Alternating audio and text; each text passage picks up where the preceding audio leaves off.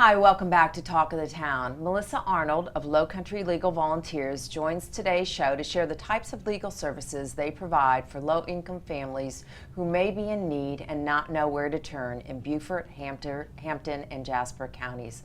Melissa, welcome to the show. Thanks for having me. So what exactly is Low Country Legal Volunteers? We are a nonprofit legal services provider. Okay. We were founded about 15 years ago by Carrie Olivetti, who's a local attorney here in Hilton Head.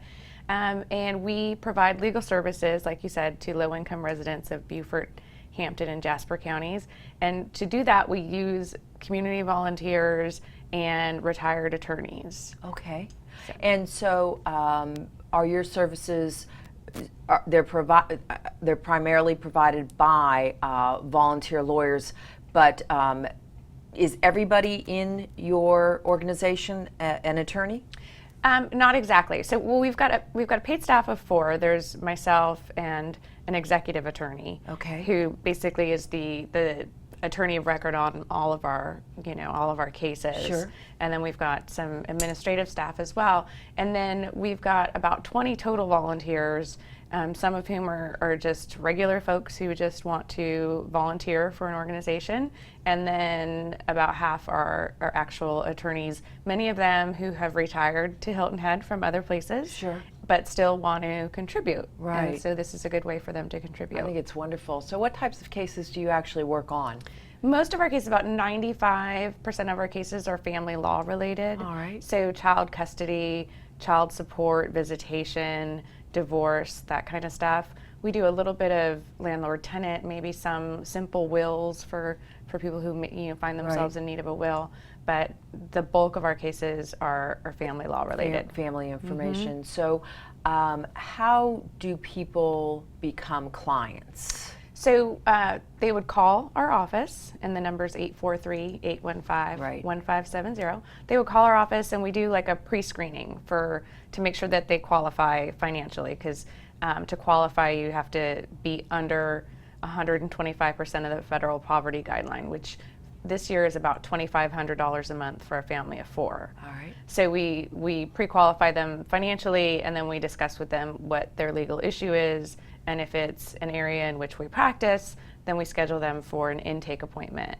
Right. And then we do, a couple weeks later, we'll do an intake appointment with them, and then it's up to our executive attorney to kind of triage cases and decide which ones that we can take. And unfortunately, I mean, we probably get like 2,000 calls a year.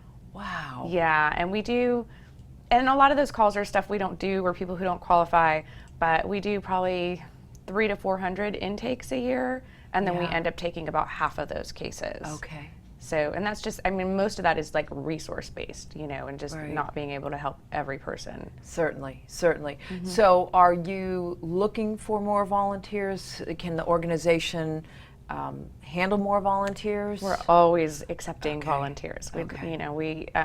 Most of our volunteers will do like 1 or 2 days a week. Sure. Most of them just 1 day a week, and maybe just an afternoon, so that some of them just come in on Monday and work from like noon to 4, and so they're retired. Yeah, they're retired. A lot of them, and then during the summer months, like a lot of them go away. They travel, sure. Mm-hmm. And so we have a lot of volunteers this summer, but yeah, we're always looking for more volunteers. And I think there's a lot of retired professionals that aren't necessarily attorneys that can actually probably help in your field, whether they be psychology related or things like that. Absolutely. So I would imagine you would be willing to take on those type of retired professionals as well. Absolutely. I mean, there's always work that can be done, and our non-attorney volunteers meet with clients and conduct intake interviews and make phone calls and schedule appointments and that kind of stuff. So how is Low Country Legal Volunteers funded then?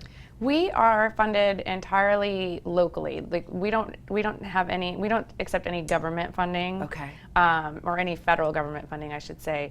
We're mostly funded by the South Carolina Bar Foundation. Okay. And then also Beaufort County and the United Way, and various other charitable organizations that award grants to us.